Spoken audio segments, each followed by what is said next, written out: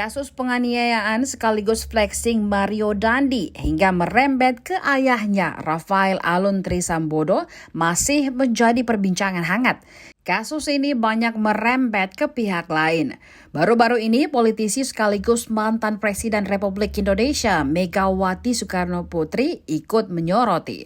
Megawati terang-terangan di depan umum menyindir Menteri Keuangan atau Menku Sri Mulyani terkait kasus ASN Tajir Rafael Alun Trisambodo. Kata Megawati, kasus ini sangat memalukan untuk Kementerian Keuangan Republik Indonesia.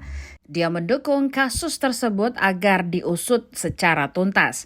Hal itu diungkapkan Megawati saat memberikan sambutan ketika mendapatkan penghargaan dari Kementerian Hukum dan HAM sebagai tokoh pendorong kemajuan HAKI di Gedung B.J. Habibie Tamrin, Jakarta pada Rabu 1 Maret 2023. Ternyata Menteri Keuangan Sri Mulyani juga hadir dalam kegiatan tersebut.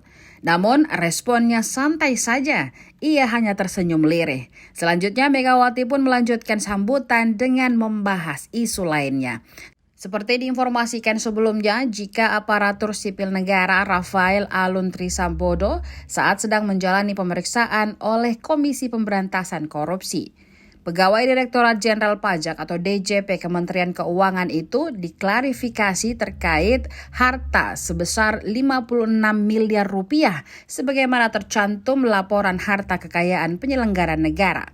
Selain menyindir kinerja Menteri Keuangan Sri Mulyani, Ketua Umum PDIP Perjuangan itu juga menegur aparatur sipil negara yang ogah bertepuk tangan saat dirinya berpidato. Megawati berbicara bahwa Indonesia merupakan negara yang kaya raya. Bahkan kata dia, banyak orang pintar di Indonesia yang tak menyadarinya.